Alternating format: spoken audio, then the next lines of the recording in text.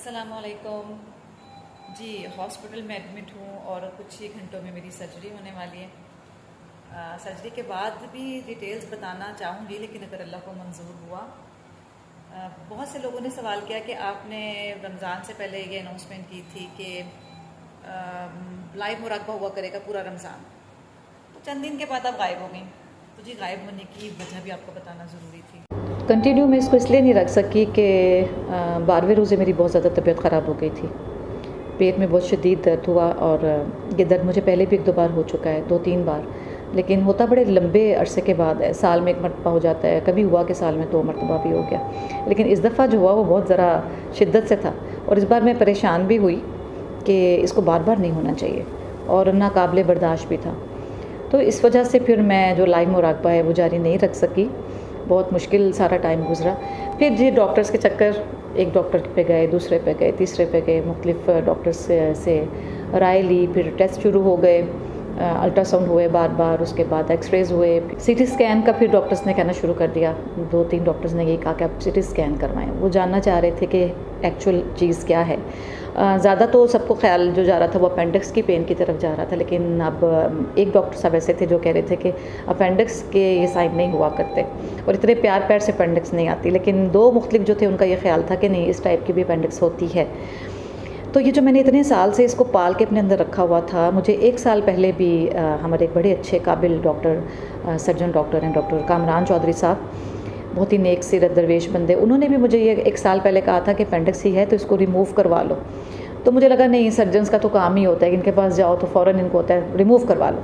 तो उस वक्त भी मैंने उनकी बात को, उन्होंने मेडिसिन दे दी 1 वीक की और मैं बिल्कुल ठीक हो जाती थी। ऐसे ही हर बार हुआ, पेन आई शदीद पेट में, पूरे पेट में दर्द होता है और मैं पेन इमरजेंसी डॉक्टर पे जाती हूँ। उनका काम क्या है कि वो इमरजेंसी वाले जो हैं वो ड्रिप लगा देते हैं, उसमें पेन किलर होता है। तो चले जी, बंदा ठीक हो गया, घर आके भूल गए, उसको किस चीज़ की तरफ डाल दिया कि ये ना एसिडिटी होगी, कोई गैस हो गई होगी, कोई हालांकि पता भी होता है कि कुछ ऐसा खाया ही नहीं है, क्या हो सकता है ये, लेकिन शिद्दत की दर्द होती थी और मैं उसको इग्नोर करते करते 3-4 साल से फाइनली इस बार जब नाकाबिले बर्दाश्त हुई है ना, और थोड़ा मैं सीरियस भी हुई, इस बार मैं सीरियस भी हुई कि मेरे तो रोज़े ख़राब हो गए इस दर्द के पीछे, तो मुझे अब इसको सीरियसली देखना चाहिए। तो फिर मैं जनाब उस दिन से सारे लगी हुई थी टेस्ट वगैरह करवाने। फिर मुझे डॉक्टर ने सर्जरी की तरफ, तीनों डॉक्टर्स ने कहा कि नहीं, अब आपको ऑपरेट करवा लेना चाहिए। आप अपेंडिक्स रिमूव करके उसको करते वक्त हम देखेंगे कि क्या सिर्फ अपेंडिक्स है, वहाँ कुछ और तो नहीं है, क्योंकि हमें वहाँ पे एक स्वेलिंग दिखती है। लेकिन इन्होंने मुझे फिर डेट दे दी ईद से 1 दिन पहले की। तो फिर मैंने रिक्वेस्ट की, मैंने कहा नहीं जी, मैं फ़ैमिली की ईद ख़राब नहीं कर सकती, मेरे बच्चे बेचारे पूरी तैयारी के साथ हैं ईद की, तो आप प्लीज़ मुझे ईद के बाद का टाइम दे दें। तो वो अल्लाह अल्लाह करके बड़े डर डर के ईद गुजारी, इसमें कि कहीं फिर से शिद्दत से दर्द ना शुरू हो जाए।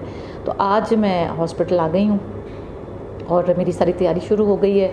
टेस्ट वगैरह जो थे वो हो गए, मेरे कपड़े चेंज करवा दिए गए हैं, ड्रिप लग गई है और मैं इस वक्त रूम में हूँ।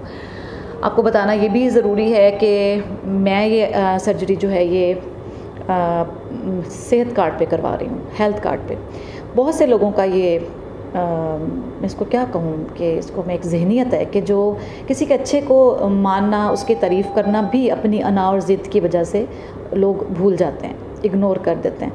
ठीक है, आपको जिससे भी मुखालफत है आपका राइट है, आप जिसको भी पसंद करते हैं आपका राइट है, लेकिन अगर किसी बंदे ने अच्छा काम किया है तो उसको अप्रिशिएट करना ये उस बंदे का भी हक़ है और अल्लाह ताला के सामने भी आप सुरखरू होते हैं। तो अगर ये पाकिस्तान गवर्नमेंट जिस वक्त इमरान खान की थी, उन्होंने ये इनिशिएटिव लिया और इतना एक इनकलाबी सा, ये एक सच्ची बात है, स्टेप है कि बंदा चौंक जाता है कि जितना भी मर्ज़ी आपका महंगा ट्रीटमेंट हो रहा है तो उसमें आपका 1 रुपया भी नहीं लग रहा।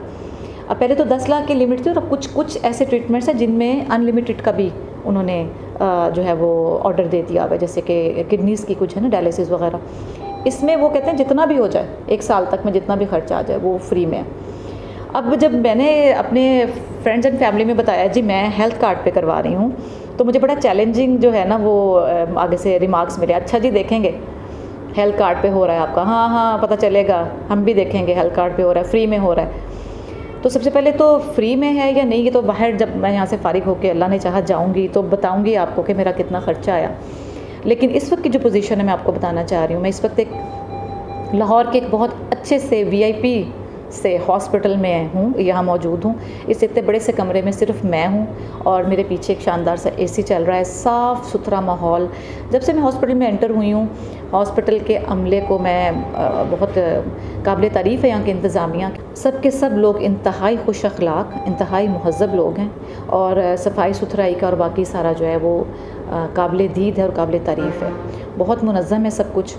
इसके साथ साथ जैसे जैसे मैं आगे स्टेप बढ़ते जाएंगे, इस काबिल मेरी तबीयत हुई कि मैं वीडियो बना सकूं, तो मैं वीडियो भी बनाकर पूरी कंप्लीट जो है वो आप लोगों के साथ शेयर करूंगी।